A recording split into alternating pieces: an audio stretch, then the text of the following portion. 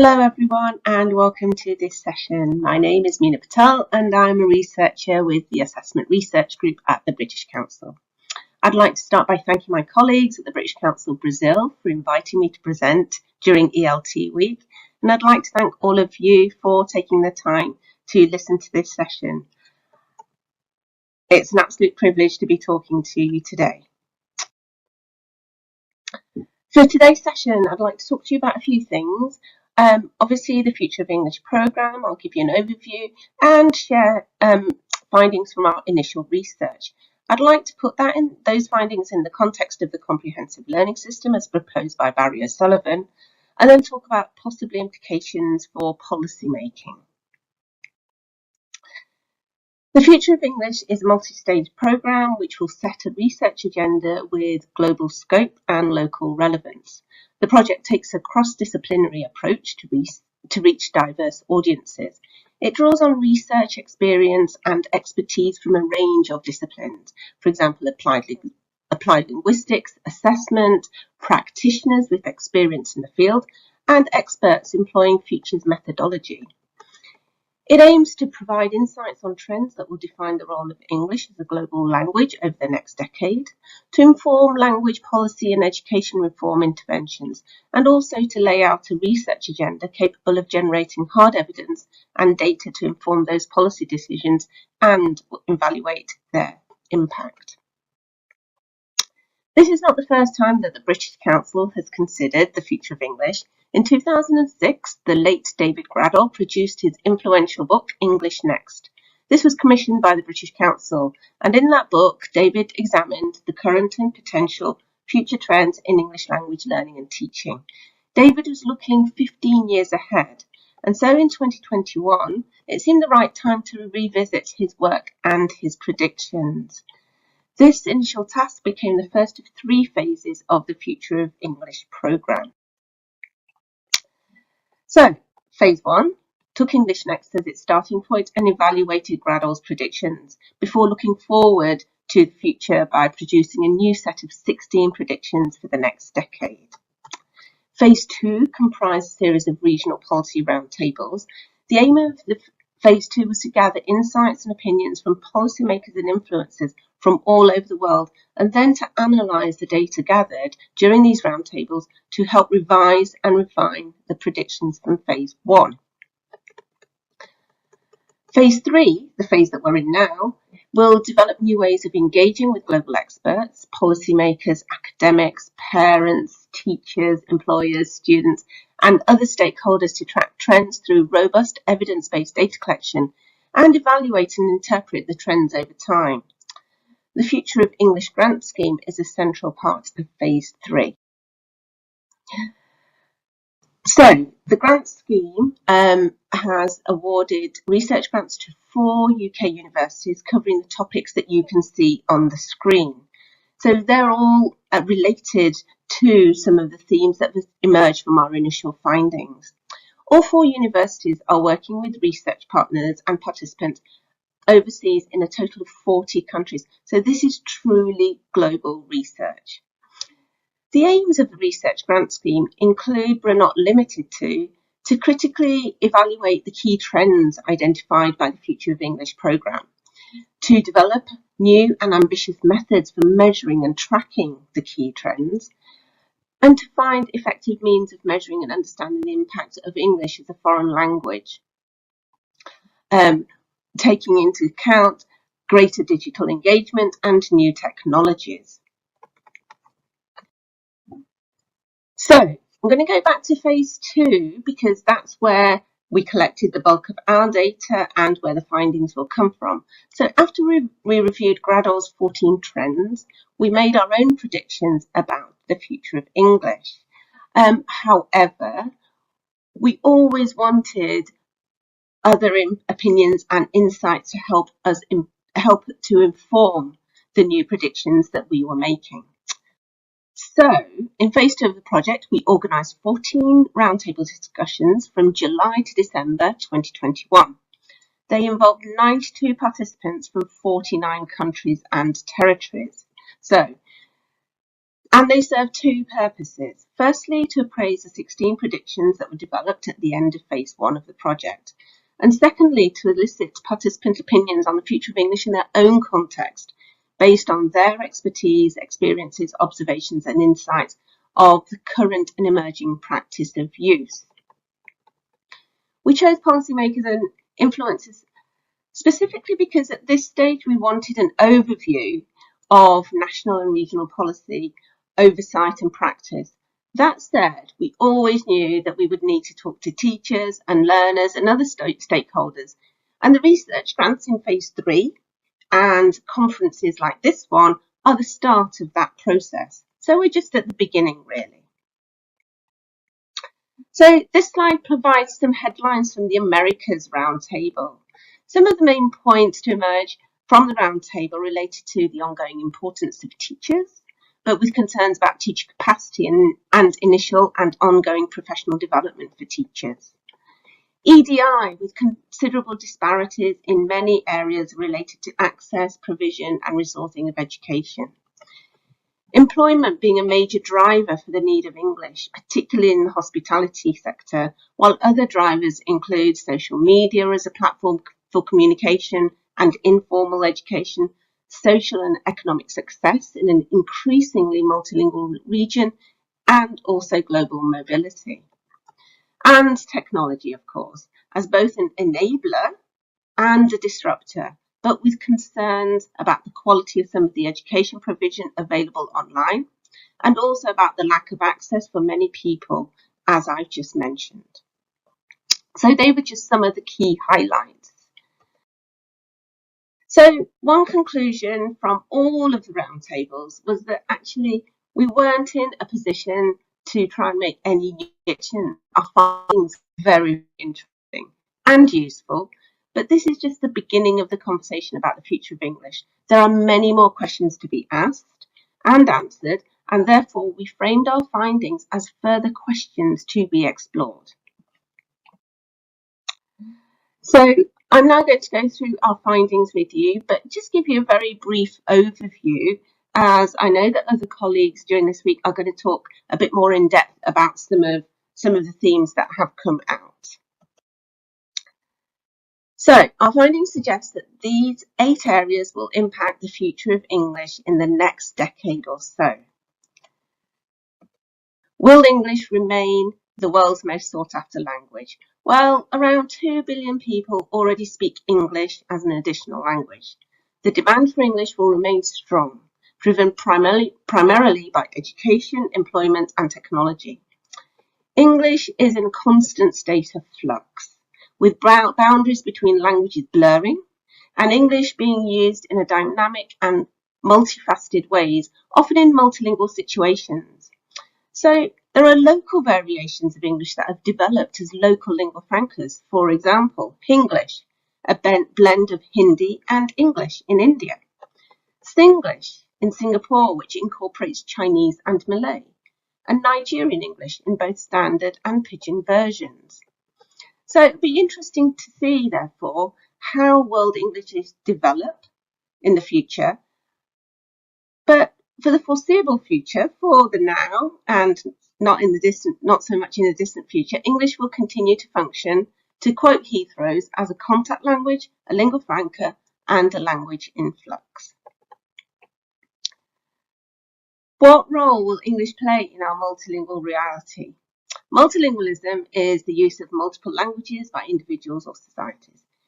And multilingualism is the norm in most contexts around the world, though not all. Exploration, colonization, migration, and globalization have all contributed to today's multilingual world. English is often one of the languages used in multilingual situations where people aren't aiming to speak like native speakers or follow any standards. What they want to do is actually communicate and be understood and understand. And in these situations, people use what we call plurilingual competence, so the whole range of languages that they possess. And this practice is called translanguaging. If you would like to know more about this theme, my colleague Amy Lightfoot is presenting on this session on Friday this week. What is the future of English as a medium of education? So EME, English Medium Education, is the use of English language to teach and study academic content in places where English is not the primary language of communication of the majority of the population. EME can be found in both basic, primary and secondary education and higher education. Policymakers often introduce EME in higher education for reasons of economic growth, prestige and internationalisation. In basic education, the perception of governments and parents and learners is often that learning subjects through English is advantageous for educational and career success. Higher education institutions often perceive the benefits of EME as including access to intercultural learning, increased student revenue, and improved institutional rankings. Benefits to individuals are perceived as increased competency in English, increased student and staff employability, and access to teaching and learning materials that may be unavailable in other languages. It seems that EME is here to stay, and for it to work as desired, careful planning and preparation is required before implementation. Number 4, how will teachers remain relevant in future English language learning systems? A UNESCO report from 2014 said, an education system is only as good as its teachers. The question is, in the age of artificial intelligence, ever-improving systems of translation and developments such as ChatGPT, for example, will teachers still be necessary or even helpful in the classroom? Our findings across all 8 themes indicate that teachers will continue to have a central role in English language learning systems. Technology could be seen as the biggest threat to the position of teachers, but there is, of course, nothing new about using technology in the classroom. We've done it for years, starting from back in the old days when we used cassette players and overhead transparencies. In order for teachers to be ready for these changes in technology and pedagogy, it is crucial that they receive the necessary training if they are to remain central to the learning process. Teachers often enter the classroom with insufficient knowledge of technology, of EDI issues, of assessment, of multilingual practices, and the provision of continuous professional development is often quite erratic and not always there. In the public system, in many contexts, leaders have to provide the opportunity for teachers to learn, and for teachers also need to be willing to invest time in CPD. So it's a two-way street.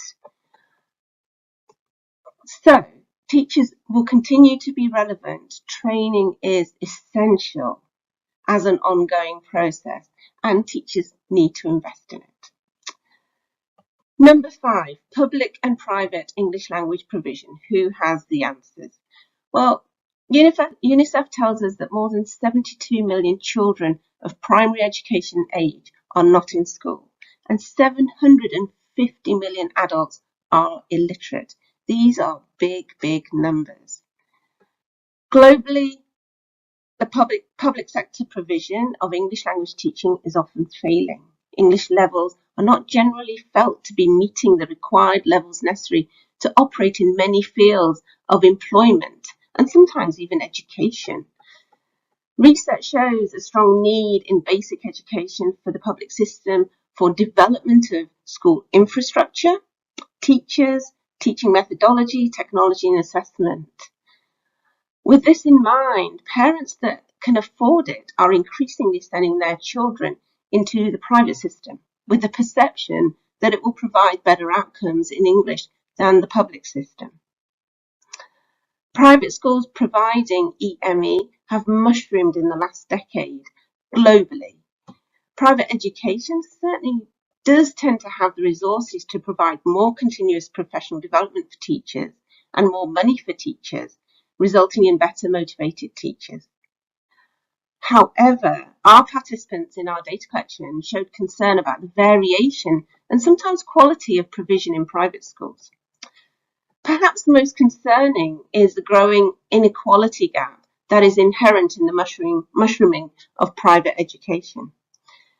What we found is a need for collaboration between the public and private sectors. National education requires partnership and commitment by private and state bodies acting together to help all. Number 6. Can English language assessment meet stakeholders' changing needs? English is moving away from being seen in isolation and towards being part of a range of knowledge, skills and expertise, captured by the concept of 21st century skills and required for a dynamic, globalized world. This presents two main challenges for current assessment practices. Number 1, people require different types of proficiency for different tasks in different contexts, so assessment needs to reflect these realities. And number 2, language assessment literacy needs to be considered more seriously, and its concept needs to adapt to be relevant in this changing landscape. There are two main types of assessment to consider. Assessment for learning, sometimes referred to as formative assessment, that will play a bigger role in education systems in the future. It can provide feedback to learners about their strengths and also about areas for improvement, helping teachers and learners to plan realistic individual goals that can help learners to map their own progress and help teachers to plan more effectively. However, there can be challenges in implementation, one of which is a lack of understanding by decision makers of what assessment for learning actually is and the benefits it can bring. Another challenge is often the lack of teacher preparation or training in this area. When it comes to assessment of learning or summative assessment, our roundtable data show that in some contexts, employers are sceptical of scores attained on standardized English tests, claiming that they don't realistically reflect the English language capability of prospective employees. So, models of assessment may need to be updated to include skills-based assessment that is more flexible and personalised. If we look at the testing of productive skills on a large scale, technology could play an increasingly important role. Testing speaking and writing can be resource intensive, and advances in artificial intelligence could help to alleviate this burden on education systems. However, there are relatively few validation studies on online testing, though they are increasing now, and issues around access and inclusion still abound. Assessment carries currency. In order to use assessment appropriately, everyone who works with it needs to know enough about it to do their jobs effectively. It is therefore important to consider the language assessment literacy needs of all relevant stakeholders, teachers, learners, parents, decision makers, and the list could go on, in order to achieve positive outcomes for individuals, institutions, and education systems. Number 7, can technology narrow the equity gap in English language education? Again, I'll keep this one quite brief as my colleague Mina is presenting on this theme on Wednesday. While there are significant advantages to using technology to aid learning, and we all know what those are, these advantages have not always been built upon. This is because uptake and success depend on a number of factors, such as, number 1, access to hardware and internet. 2, teacher skills and motivation to support learning. 3, stakeholder support, both from within the education system and at home. And also the recognition of informal learning, which is typically online. It is not enough simply to make access to technology, hardware, software, and the internet available to learners and teachers. Accessibility and knowledge of the new technology is important for other stakeholders, such as school administrators, parents, or guardians, who require at least some of the concept of what learners and teachers are doing in order to fully support them at school or at home. The reality is, however, that in many cases there are significant disparities in access across communities. This digital divide can have meaningful social, educational and economic repercussions for those stakeholders affected. Of course, it is important to note that in many developing or rural places, technology doesn't just mean mobile devices. It can mean televisions and radios. UNESCO believes that artificial intelligence has the potential to address some of the biggest challenges in education today and accelerate progress towards Sustainable Goal 4, which focuses on education, while acknowledging that the multiple risks and challenges associated with technological development have so far outpaced policy debates and regulatory frameworks. However, although the implementation of artificial intelligence solutions in education is much talked about, it is not so well understood. There is much more work to be done in this area. Finally, to what extent is employment driving the future of English? The world of work has changed. Globalization, together with advances in technology, has changed the way many companies operate, and as a result, the skills required by employees. Whereas previously the technical skills in specific areas were highly sought after, now employers are looking for all-round employees who can combine technical expertise with the additional skills of team working, problem solving, negotiation, intercultural awareness, digital literacy, and proficiency in and use of English. Multilingual and multicultural workforces are not uncommon. Whether people are working remotely or in the same location, English is often the lingua franca, and sometimes the official language of the business chosen by the company. English at work is no longer only for professional jobs or senior management roles. It has increasingly become necessary for lower skilled jobs in the tourism and retail sectors. Education systems have responded to this in different ways. Some started to introduce English as a subject at lower age in schools. Others have experimented with EME, hoping that earlier and increased exposure to English will help with English language proficiency. However, meeting the needs of employers in the future will require education systems and English language providers to revisit existing pedagogies to focus on the content and quality of English language provision, and not just its quantity or its spread. Learning may need to become increasingly contextualized, moving towards language education that more closely suits real-life needs of both students and their prospective employers. If you are interested in knowing more about English for work, my colleague Chris Brandwood is presenting on this theme tomorrow.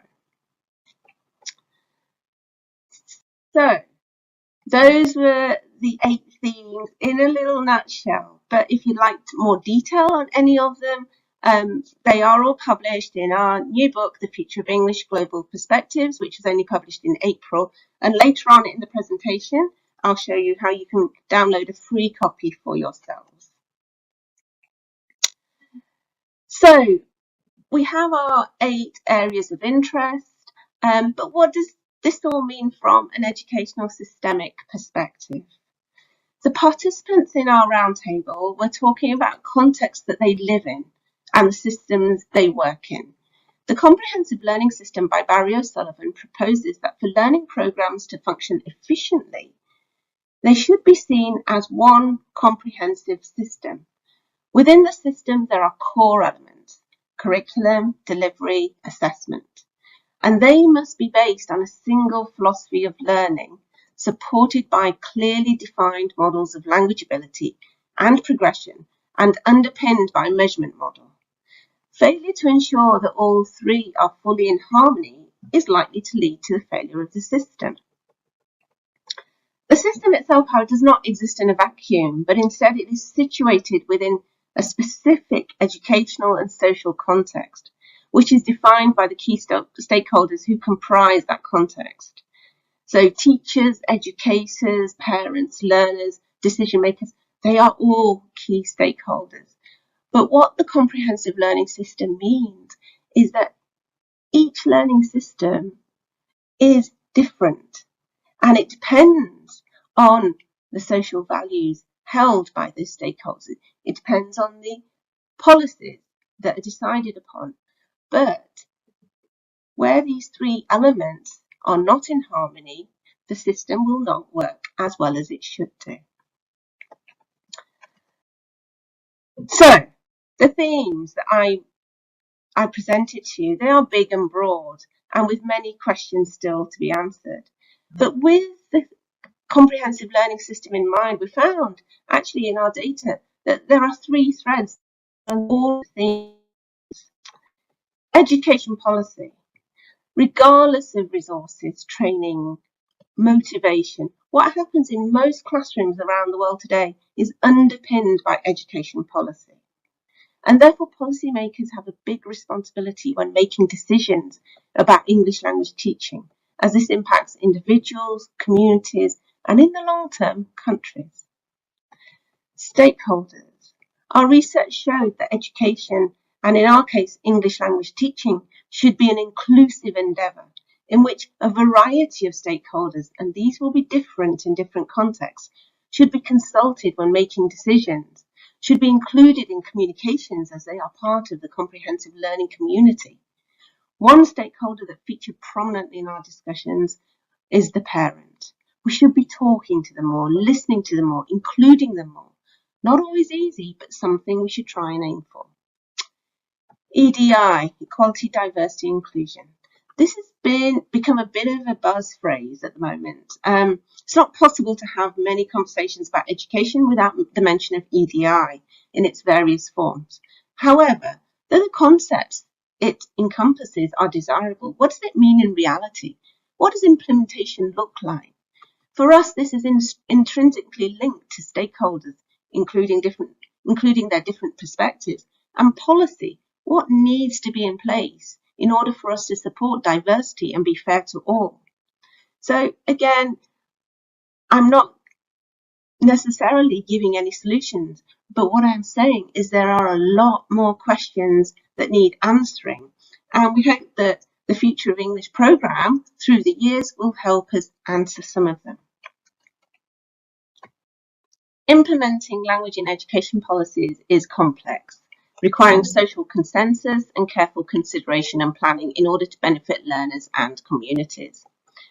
For language in education policies to change, considerable investment is required for adapting or developing new materials, training not only teachers, both in-service and pre-service, but teacher trainers and support staff. A review of pedagogy may be required. All of this requires resource, both human and financial. For any changes that are implemented, stakeholders, parents, etc. need to be informed. Communication is key. Both planning and preparation can take time, expertise, and financial investment. Finally, for any changes that are made, all stakeholders will want to see the impact. Have there been any improvements as a result of the changes made? Are individuals doing better? The society and the country, are they benefiting? Very important questions, but as we all know, being able to see improvements or enjoy benefits can take time. It doesn't happen overnight. While knowing this, and in contradiction, we all want results yesterday. Policy making, policy changing are often very desirable, but in practice, they are easier said than done. And then implementing that policy, well, that's a whole new conversation.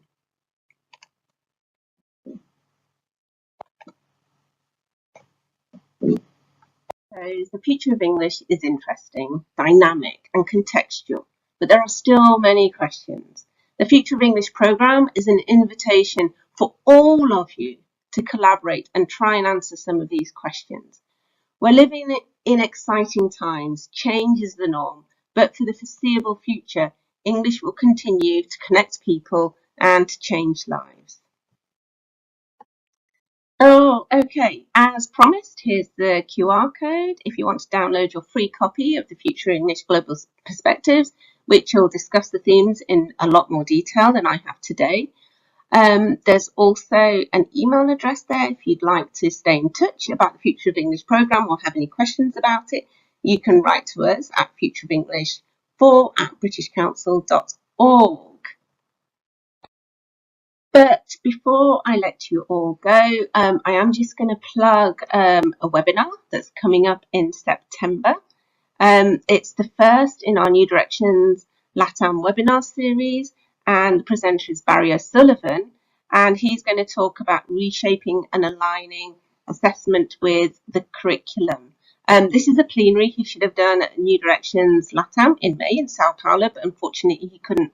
So please go and register for it. Registration is free, and enjoy his session. Finally, thank you very much for listening. I hope you found the session interesting and hope you have a wonderful ELT week. Bye for now.